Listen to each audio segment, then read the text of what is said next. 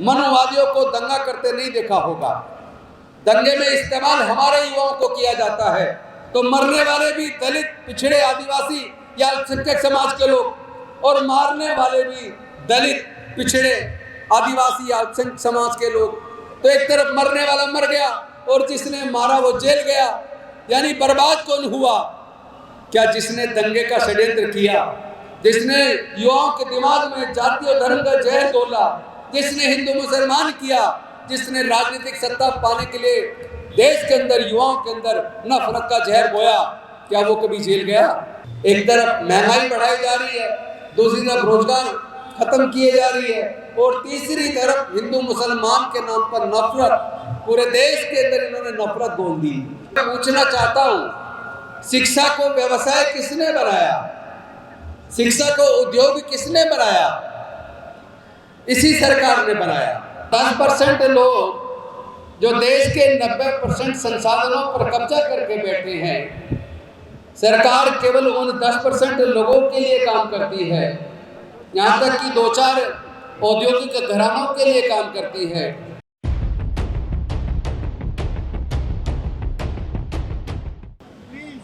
सबसे पहले डॉक्टर बाबा साहेब अम्बेडकर जी के चरणों में नमन करते हुए, सभी महापुरुषों के चरणों में नमन करते हुए, मैं सत्यपाल मलिक जी को अपनी श्रद्धांजलि अर्पित करता हूँ। 2 अप्रैल 2018 में एट्रोसिटी एक्ट के खिलाफ, जो डाइल्यूशन किया गया उसके खिलाफ आंदोलन करने वाले समाज के युवाओं की शहादत को नमन करता हूँ। पुलवामा के सैनिकों की शहादत को नमन करता हूँ। पहलगाम के लोगों की शहादत को नमन करता हूँ। मणिपुर या देश के अलग अलग हिस्सों में मजदूरों, किसानों और सिविल सोसाइटी के लोग जो पूरे देश में संविधान को बचाने की लड़ाई लड़ रहे हैं, उनके खिलाफ सत्ता ने बल प्रयोग करके अनेकों संविधान रक्षकों को मौत के घाट उतार दिया। मैं उन तमाम शहीदों के लिए भी अपनी श्रद्धांजलि अर्पित करता हूँ। साथियों, इन मुद्दों पर हमें सोचना होगा। जैसा आपने देखा, कल सोनम वांगचुक जी को गिरफ्तार कर लिया। आखिर देश की सरकार उन तमाम लोगों को इस तरह कुचलने का काम क्यों कर रही है, जो लोग देश को बचाने के लिए, देश के लोगों के हक और अधिकार को बचाने की लड़ाई लड़ते हैं? उन सब को कुचलने का काम सरकारें कर रही हैं। सत्ता के नशे में चूर केंद्र की सरकार कभी किसानों का उत्पीड़न करती है, तो कभी मजदूरों का करती है, कभी दलितों का करती है, तो कभी आदिवासियों का करती है, कभी पिछड़ों का करती है, कभी अल्पसंख्यकों का करती है। एक एक करके देश के 90% लोगों का उत्पीड़न हो रहा है, और 10% लोग जो देश के 90% संसाधनों पर कब्जा करके बैठे हैं, सरकार केवल उन 10% लोगों के लिए काम करती है, यहाँ तक कि 2-4 औद्योगिक घरानों के लिए काम करती है। देश के तमाम प्राकृतिक संसाधन केंद्र की सरकार ने देश के चंद पूंजीपतियों को सौंप दिए हैं। और मुझे दुख, तकलीफ इस बात की है कि पहले जब भारत आजाद हुआ तो गरीब से गरीब परिवारों के बच्चे भी बहुत ही सस्ते दर पर मुफ्त में पढ़कर डॉक्टर बन गए, इंजीनियर बन गए, साइंटिस्ट बने, प्रोफेसर बने, वकील बने, जज बने, ब्यूरोक्रेट बने। लेकिन आज सरकारों ने, ताकि किसानों के बच्चे पढ़कर ऑफिसर ना बन जाएं, दलितों के, पिछड़ों के, आदिवासियों के बच्चे पढ़ लिखकर डॉक्टर, इंजीनियर, जज, कलेक्टर, साइंटिस्ट, प्रोफेसर ना बन जाएं, तो उन्होंने सरकारी इंजीनियरिंग कॉलेज, सरकारी मेडिकल कॉलेज, सरकारी लॉ कॉलेज की भी फीस इतनी ज़्यादा कर दी कि एक लॉ करने के लिए, एक इंजीनियरिंग की कोर्स करने के लिए, एक मेडिकल की डिग्री करने के लिए, एक मैनेजमेंट की डिग्री करने के लिए सरकारी कॉलेज से भी 15 लाख से 50 लाख रुपए के बीच खर्च होता है। जो डिग्री कभी लोग हजार रुपए में कर लेते थे, आज उस एक डिग्री को करने के लिए 15 लाख से 50 लाख रुपए के बीच चाहिए। तो मैं पूछना चाहता हूं, शिक्षा को व्यवसाय किसने बनाया? शिक्षा को उद्योग किसने बनाया? इसी सरकार ने बनाया। पहले गांव-गांव में पिछली सरकारों ने स्कूल खोले। एक आज की सरकार है जो सारे स्कूलों को बंद करती जा रही है मर्जर के नाम पर। पिछले 15 से 20 सालों में 2 लाख से ज्यादा सरकारी स्कूल बंद हो गए। प्राइवेट स्कूल खुलते जा रहे हैं, सरकारी स्कूल बंद होते जा रहे हैं। एक तरफ शिक्षा महंगी की, दूसरी तरफ सरकारी नौकरियों को लगभग खत्म कर दिया। 100 से ज्यादा पीएसयू पिछली सरकारों ने बनाए और आज की सरकारों ने सारे पीएसयू बेच दिए। और 2004 के आसपास 2003-04 में 5th पे कमीशन आया। जो आज केंद्र में सरकार है तब भी उन्हीं की सरकार थी। ज्यादातर जो किसानी का काम करते हैं, मजदूरी का काम करते हैं, उन परिवारों के ज्यादातर लोग चपरासी लग जाते थे, चौकीदार लग जाते थे, माली लग जाते थे। लेकिन 4th क्लास एम्प्लॉयमेंट तो पूरी तरह 5th पे कमीशन के माध्यम से आउटसोर्स करके ठेके पे दे दिया। यानी 4th क्लास में भी नौकरी पूरी तरीके से खत्म। और बाकी group A, group B, group C के अंदर भी आधी वैकेंसी खाली है और आधी जो भरी है वो भी उनमें से आधी कॉन्ट्रैक्ट पे है। यानी आपकी सरकारी नौकरी भी खत्म और आपके बच्चों की शिक्षा भी खत्म। तो जब आपके बच्चे पढ़ नहीं पाएंगे, आपके बच्चों की नौकरियां भी नहीं लगेंगी, आपके बच्चों का भविष्य क्या है? आपके बच्चों के भविष्य को खत्म करने का काम कौन कर रहा है? केंद्र की सरकार कर रही है। एक तरफ महंगाई बढ़ाई जा रही है, दूसरी तरफ रोजगार खत्म किए जा रही है और तीसरी तरफ हिंदू मुसलमान के नाम पर नफरत, पूरे देश के अंदर इन्होंने नफरत बोल दी। उसी नफरत का नतीजा है कि 750 से ज्यादा किसान, एक तरह से मैं तो उसे हत्या कहूंगा कि 750 से ज्यादा किसानों की हत्या होने के बाद भी, और इधर दलितों का भी उत्पीड़न, पिछड़ों का भी उत्पीड़न, उसके बाद भी अगर वो सरकार सत्ता में आ जाती है तो इसमें दोष किसका है? इस बात पे हमें रात को चिंतन करना पड़ेगा। एक तरफ वोट की चोरी और एक तरफ हिंदू मुसलमान करके हमारे बच्चों के दिमाग में ये लोग नफरत का जहर घोल रहे हैं, इस देश को खतरे में डाल रहे हैं, हमारे बच्चों के भविष्य को खतरे में डाल रहे हैं। आपने कभी भी दंगे में मनुवादियों को दंगा करते नहीं देखा होगा। दंगे में इस्तेमाल हमारे युवाओं को किया जाता है, तो मरने वाले भी दलित, पिछड़े, आदिवासी या अल्पसंख्यक समाज के लोग और मारने वाले भी दलित, पिछड़े, आदिवासी या अल्पसंख्यक समाज के लोग। तो एक तरफ मरने वाला मर गया और जिसने मारा वो जेल गया। यानी बर्बाद कौन हुआ?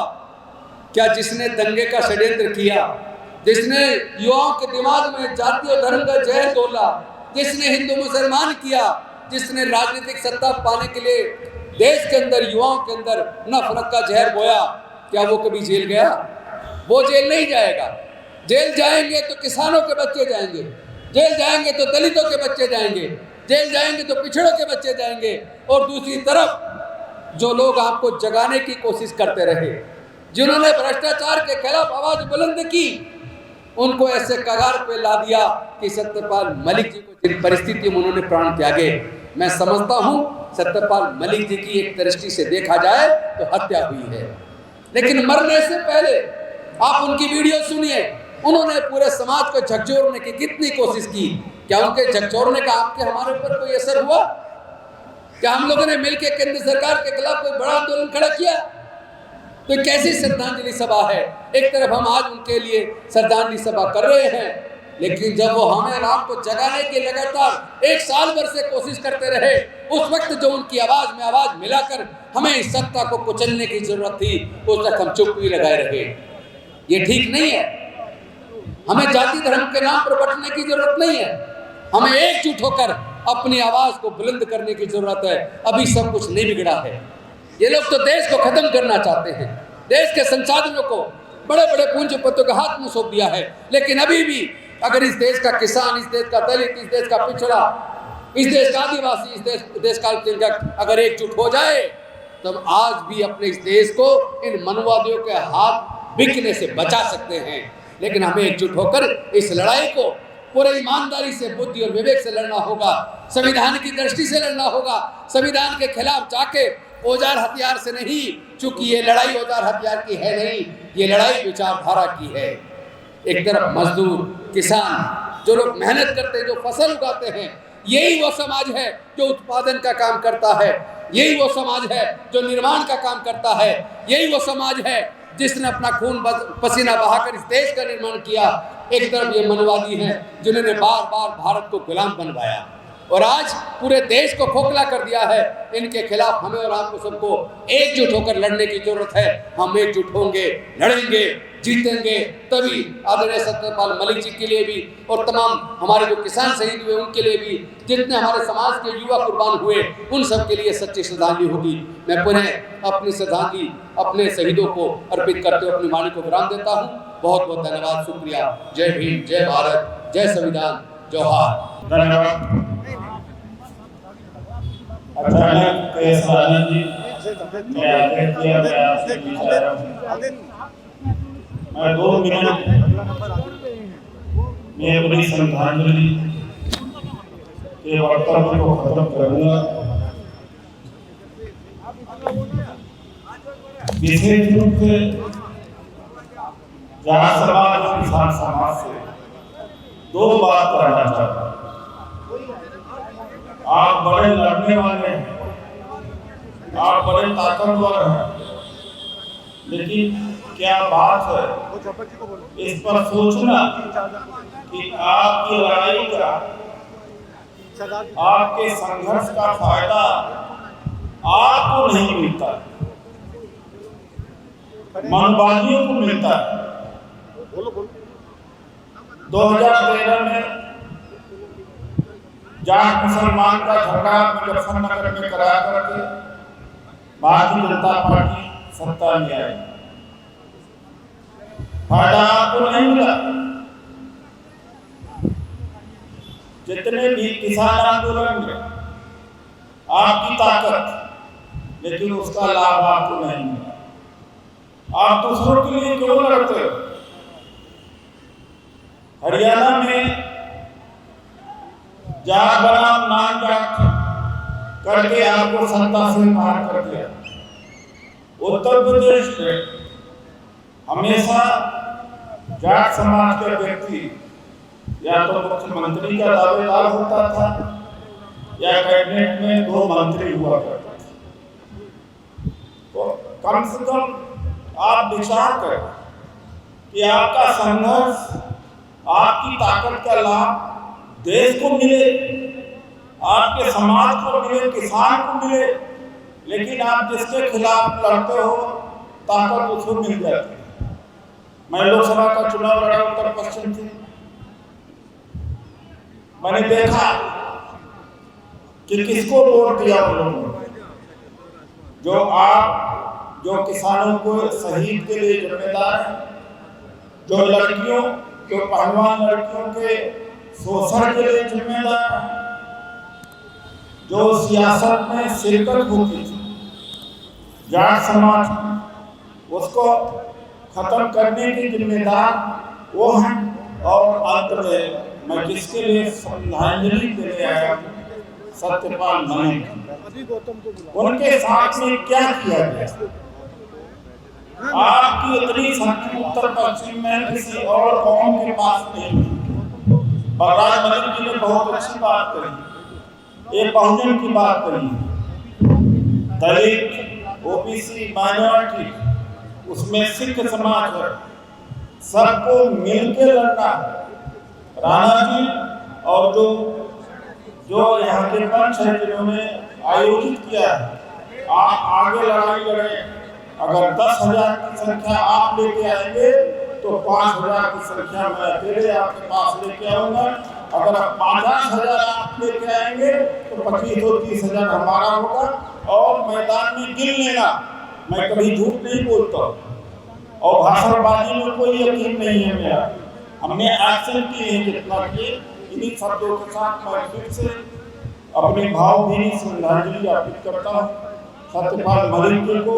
वो बहुत बड़े राष्ट्रभक्त थे, उनसे बड़ा राष्ट्रभक्त होना बहुत ही विरले लोग हैं। धन्यवाद।